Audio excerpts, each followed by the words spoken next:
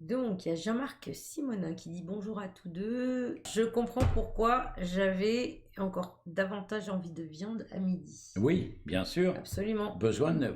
Très bien. Alors, n'hésitez pas, très bonne remarque de Jean-Marc, n'hésitez pas les uns et les unes et les autres à augmenter votre viande si vous avez faim. N'oubliez pas que vous devez augmenter le fromage, la viande et le poisson autant que vous aurez faim. Et que vous devez toujours les manger en premier, été comme hiver, avec ou sans soleil, avant d'aller vous coucher, à condition que dans ce cas-là, que ce soit essentiellement du poisson ou des fruits de mer. Et il y a Espelette qui fait une remarque. Bonjour Espelette. Je croyais qu'il ne fallait pas mélanger les protéines animales le midi. Tu sais, ça en réponse à la salade. Ah oui, la salade par exemple, c'est une exception, ma bichette, bien sûr. Mais alors, ça va pas faire grossir. Entre les programmes nécessaires et suffisants pour pouvoir rééquilibrer son corps, ça fait quand même 30 et quelques années que j'ai réussi à le rééquilibrer. De temps en temps, je le déséquilibre un peu quand je vais me balader à Strasbourg ou dans le Périgord.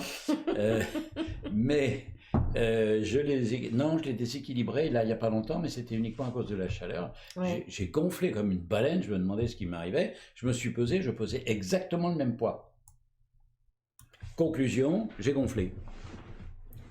Et j'ai remarqué une chose, c'est qu'en été, on a tendance à emmagasiner beaucoup plus de sang dans le foie. Ouais. Donc j'avais un bide, mais pas possible. Je me suis dit, mais qu'est-ce qui m'arrive? Or, je rentre dans tous mes pantalons. Donc c'était là, au-dessus, c'est le foie. À ce niveau-là. Et c'est mon foie qui avait gonflé, parce que quand j'ai palpé, ça fait Je croyais que ça faisait pas mal le foie. Oh, bien sûr que si, ça fait mal. Ça fait mal le foie, d'accord. Un foie gonflé, ça fait un mal de chien. Reynolda nous parle de quelque chose d'assez particulier. Ah, ma petite chérie, comment tu vas, ma Reynolda? Elle demande, et pour l'urinothérapie, c'est à quelle heure? Oh, Berk, je sais que ça existe ce truc. Et est-ce que c'est à jeun? Mais c'est... Reynolda, ton sens de l'humour me surprendra toujours. Alors, l'urinothérapie, ça n'a aucun sens. Qu'on boive son urine en cas de manque d'eau dans plein désert pour survivre, oui, parce que l'urine va contenir énormément de sels minéraux, elle va contenir une quantité de sels minéraux énorme puisqu'on les urine, elle va donc elle va bloquer le peu de flotte qui vous reste, et va vous empêcher littéralement de vous débarrasser de cette eau et de vous déshydrater complètement. C'est donc une thérapie de l'extrême uniquement pour ne pas risquer de mourir de dessèchement intégral. Mais par pitié, il n'y a pas d'urinothérapie. Les gens qui boivent de l'urine soi-disant pour leur santé, c'est stupide. Val qui dit bonjour docteur, bonjour Maya, j'aurais une question Val. Pour une proche qui suit également la grande nutrition. Celui-ci a des problèmes de reins depuis plusieurs années. Oui. Il a perdu 15 kilos, il vient de réaliser une nouvelle lithotripsie. Et il fait des calculs rénaux. Ouais. Alors, doublé pour certains. Son médecin lui conseille de revoir son alimentation maintenant qu'il a bien perdu. Qu'en pensez-vous? Doit-il diminuer ses quantités de protéines? C'est le fait de manger beaucoup de protéines qui lui a permis de mincir. Il ne faut donc surtout pas faire ça. En revanche, faites attention à ne surtout... on vous a supprimé tous les laitages qui sont facteurs de calculs rénaux et calculs dans tout vésiculaire aussi. Donc, c'est surtout les calculs rénaux. On vous a enlevé tous les laitages qui sont facteurs de ça. Il faut surtout ne pas reprendre des laitages contenant du lactose, ça c'est pas grave, mais contenant surtout un calcium qui va être éliminé très vite par les urines et qui donc va remplir les urines. Ah oui. Mais oui, va remplir les reins. Donc, restez sur le fromage, qui est toujours aussi bien, en évitant les fromages durs et les fromages bleus, parce qu'ils contiennent encore plus de calcium que les autres, puisqu'ils sont très denses, et ils contiennent aussi beaucoup de sel, ce qui n'est pas bon du tout pour les reins quand on a des reins fragiles. Parce qu'on peut très bien faire des cailloux d'acide, on fait des cailloux d'acide d'un tas de trucs dans les reins. Bien faire attention à ne jamais boire d'eau trop minéralisée, donc cristalline, Evian, Volvic, c'est celle qui est la moins riche de tous en sels minéraux, la Volvic. Salvetta, c'est la seule eau pétillante qui ne contienne pas trop de sel. Et c'est tout, ne pas boire d'autres eaux. Attention, ne pas boire en revanche d'eau filtrée parce qu'il n'y en a plus de sels minéraux du tout et c'est dangereux aussi. L'excès en tout est nuisible. Donc faire attention. Surtout éviter toutes les eaux des restaurants qui sont en général délicieuses au goût, c'est pour ça qu'ils les servent. La San Pellegrino pour ne citer qu'elle. Évitez surtout bien boire, mais ne buvez pas 5 litres, ça sert à rien. Buvez 1 demi-litre à chaque repas, plus 1 demi-litre dans la journée, 1 demi-litre et 1 demi-litre. Buvez environ 3 litres d'eau. C'est la quantité suffisante pour drainer correctement vos reins. Ne mangez jamais d'aliments difficiles à digérer le soir pour ne pas obliger votre rein à fonctionner anormalement dans la nuit. Fichez-lui la paix. Il va falloir qu'il élimine dans la nuit toutes les parois, tous les tissus abîmés que votre organisme va réparer. Oui. Vous faites un travail de réparation. Donc faites attention, buvez bien. Ne vous retenez pas le boire, mesdames, s'il vous plaît, avant de vous coucher, parce que souvent vous faites ça pour ne pas faire pipi dans la nuit, et bien vous vous lèverez dans la nuit, mais vous n'abîmerez pas vos reins. Alors que si vous vous retenez de boire à partir de 6 à 18h, ou 15, 17h, 18h, ah oui, vous n'allez pas uriner la nuit. Mais vous plaignez pas si après vous avez des calculs dans les reins ou dans les voies urinaires, ce qui n'est pas mieux. Voilà l'essentiel. Alors, une autre petite question d'Élodie. Une question. Pourquoi prend-on du poids pendant la période des règles? Parce qu'on mange plus. C'est vrai? Oui, bien sûr. Sans vous en rendre compte, vous mangez plus. Alors attention, quelquefois vous dites du poids alors que c'est du volume. Oui, pourquoi prend-on du volume en fait? Alors du volume, c'est parce que vos organes réagissent, votre intestin au contact de l'utérus. Il n'y a pas une cloison avec l'utérus à l'intérieur et puis l'intestin tout autour et puis si ça, tout le monde vit ensemble. Ouais.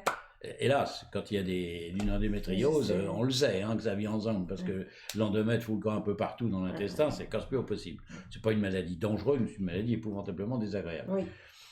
Et le problème va donc être de ne pas risquer, si vous voulez, va être pour l'intestin de s'écarter de cet utérus qui a gonflé, qui est un peu douloureux et tout, donc il s'en écarte le plus possible et vous ballonnez comme c'est pas permis. Ça n'a aucune importance, c'est normal. En revanche, il est très fréquent que vous ayez soit une sensation de fatigue énorme au moment des règles, soit une sensation de faim épouvantable, et souvent les deux ensemble. Ça veut simplement dire que votre organisme doit manger plus. Mais comme vous ne savez pas trop ce qu'il faut manger en plus, vous mangez en plus ce qu'il ne faut surtout pas manger. De tout. Voilà, et le de tout, c'est dramatique, parce qu'il y a de tout sauf ce qu'il faudrait. Donc, augmentez le fromage le matin. Quand vous avez des problèmes de ce style au moment des règles, augmentez votre fromage le matin jusqu'à ce que vous n'ayez plus faim le soir, et tant mieux si vous n'avez pas faim le soir, vous dormirez mieux.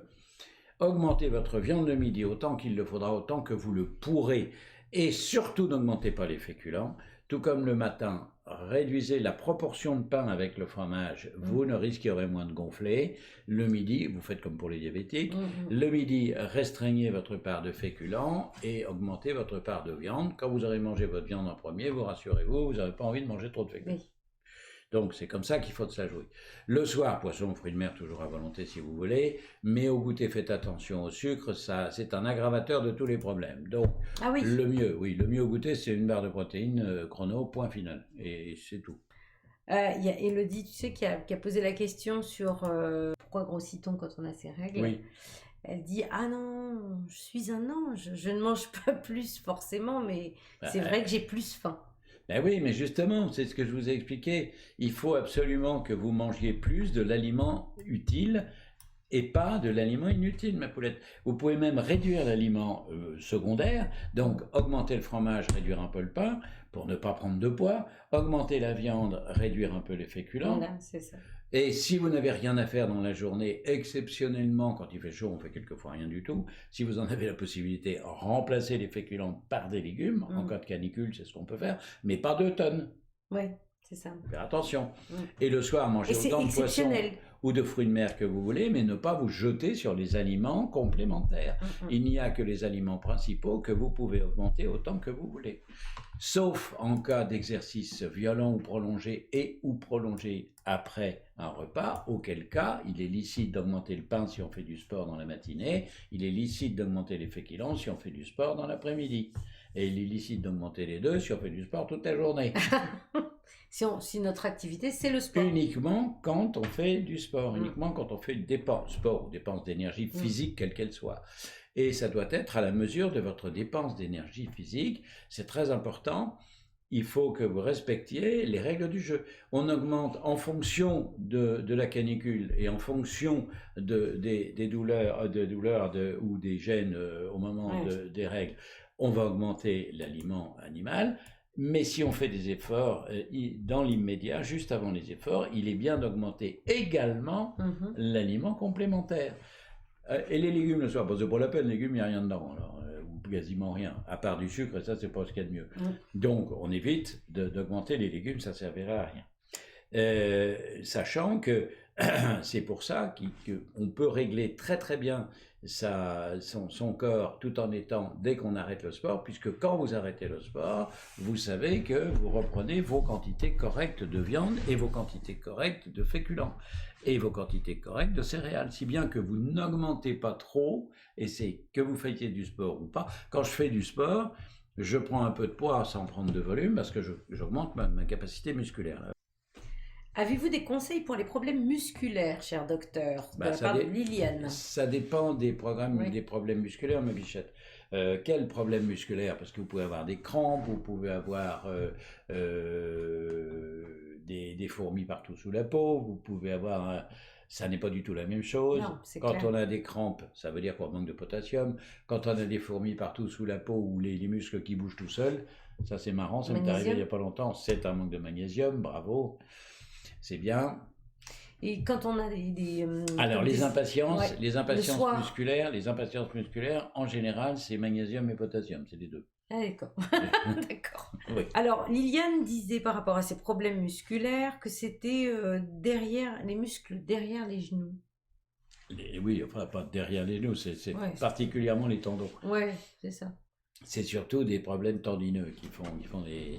Mais c'est parce que le muscle se contracte. Et en se contracturant, il tire sur le tendon. C'est ça. Ça fait gigoter la jambe et ça fait mal. Et on gigote la jambe parce que sinon, on a des douleurs qui s'installent. Donc, on se met à gigoter tout le temps. Tout comme quand j'étais gamin, j'avais souvent les genoux. Je m'amusais à faire ça avec mes genoux. Vous avez tous fait ça. Vous savez, quand vous avez les genoux, vous faites tac, tac, tac, tac avec vos genoux. En fait, ça fait un bien fou. C'est qu'on manque de sels minéraux, tout simplement. Donc, c'est pour ça que je recommande aux gens qui ont des impatiences, qui ont le problème de la jambe sans repos, ce qui est très désagréable. Eh bien, le mieux, c'est de prendre un grand verre de Badois et un grand verre de Vichy. Un grand verre de chaque, avant de coucher. Et un grand verre de Kézak? Ben non, c'est pas la même chose, t'as pas les deux. T'as pas les mêmes... Et il faut prendre dans chacun ce qu'il a de mieux. Oui. On peut prendre un verre de Rosana le soir. En période estivale, ayez votre bouteille de Rosana en réserve à la maison, bien au frais, ou à température fraîche, mais pas dans le frigidaire, parce que ça donne un choc thermique.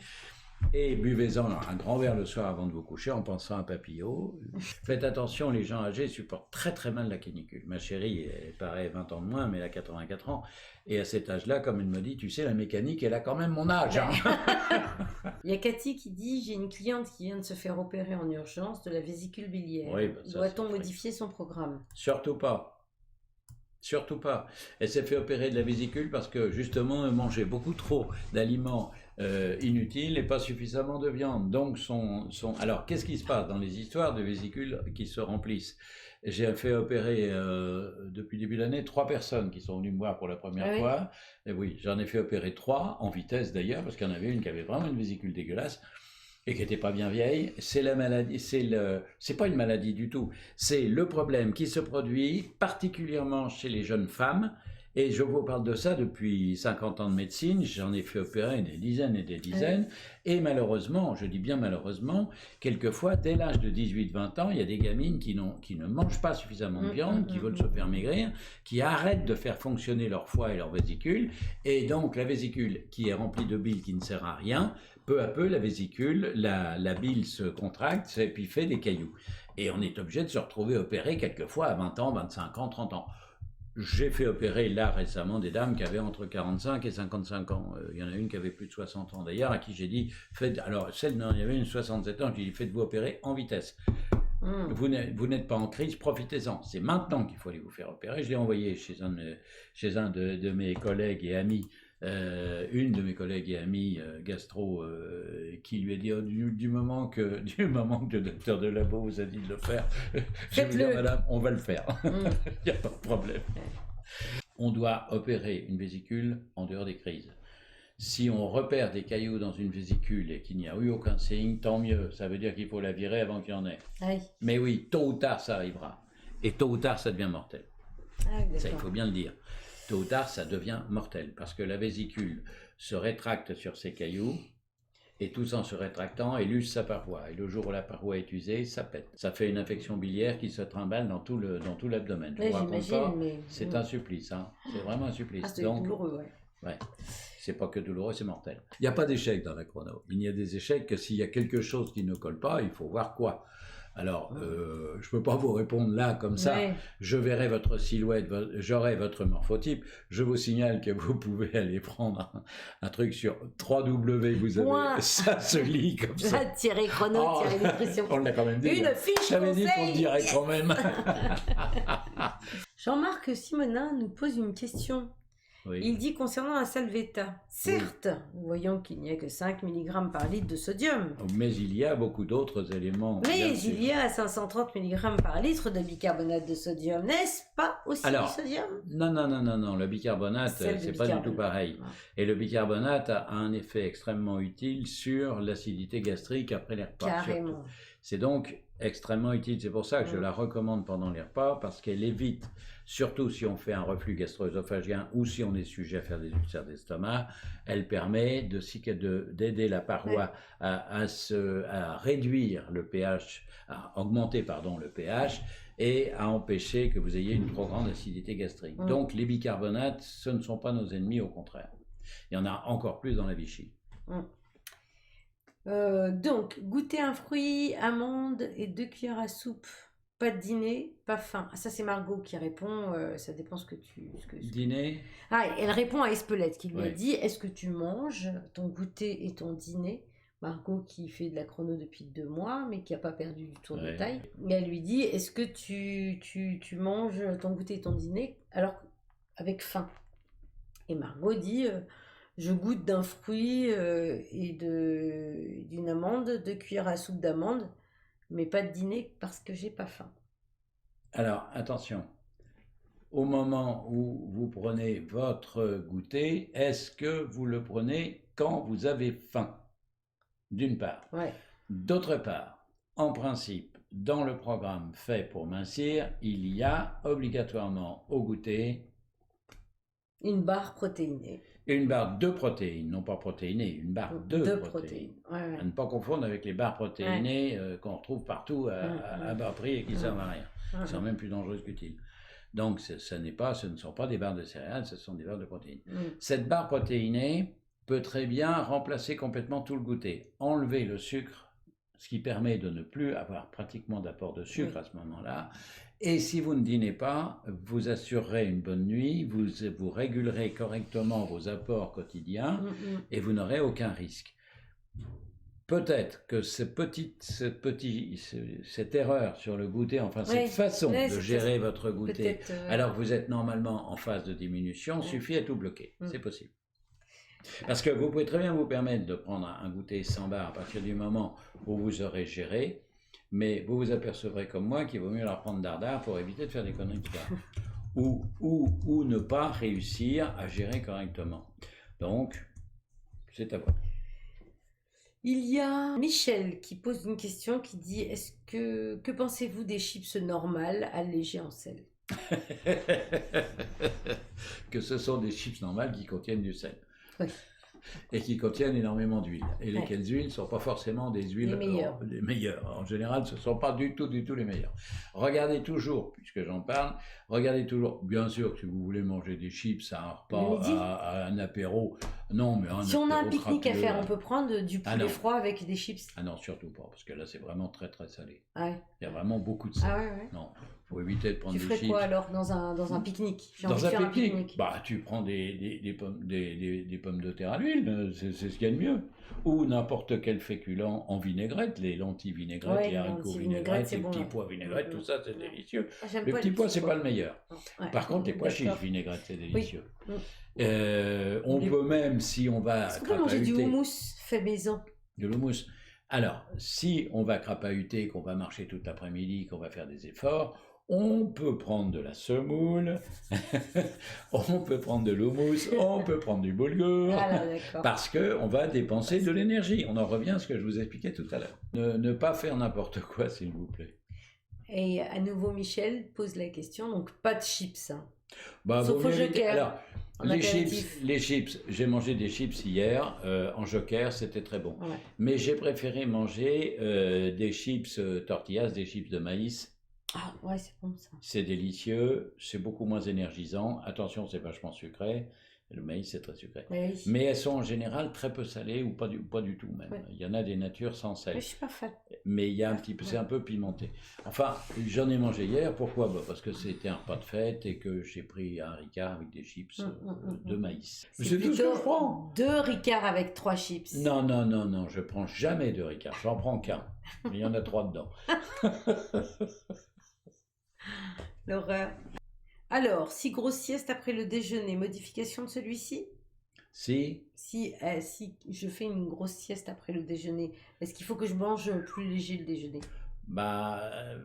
Alors ça, c'est vraiment une question difficile parce que ça dépend de ce que vous allez faire après la sieste. Si après la sieste, vous vous levez, que vous allez au jardin, comme le fait Maya, et que vous passez des heures à bricoler, c'est pas grave. Si après la sieste, vous foutez rien, ça va poser problème. Alors, de toute façon, c'est simple. Si vous faites vous dînez, vous déjeunez, vous faites la sieste, il faut bien que vous sachiez que votre digestion va se reprendre quand vous allez vous réveiller. Voilà, donc vous aurez un retard à l'allumage, si je peux dire, au point de vue digestion, de autant d'heures que... Donc vous n'aurez pas faim le soir. Vous ne mangez pas le soir et puis c'est tout. C'est tout, ouais. Oui, c'est pas la meilleure solution, mais c'est une solution valable. La meilleure des choses que je puisse vous dire, c'est faites une petite sieste, c'est ce qu'on appelle les micro-siestes en langage nutritionnel actuel, c'est assez marrant, il n'y a pas toujours des bêtises, ça c'est pas idiot, c'est-à-dire que vous faites une sieste d'1 quart d'heure, une demi-heure maximum. C'est ce que fait mon épouse, qui adore faire un peu de sieste. La digestion à son âge est plus lente, plus difficile, donc elle se fait une petite micro-sieste que je respecte, je fais toujours attention à jamais lui téléphoner avant 2h30 de l'après-midi. Oui, c'est ça. Moi quand je fais une sieste, je peux pas, il faut que ça dure. Alors, Michel posait une autre question. Peut-on manger des légumes à la place des féculents si on en fait ?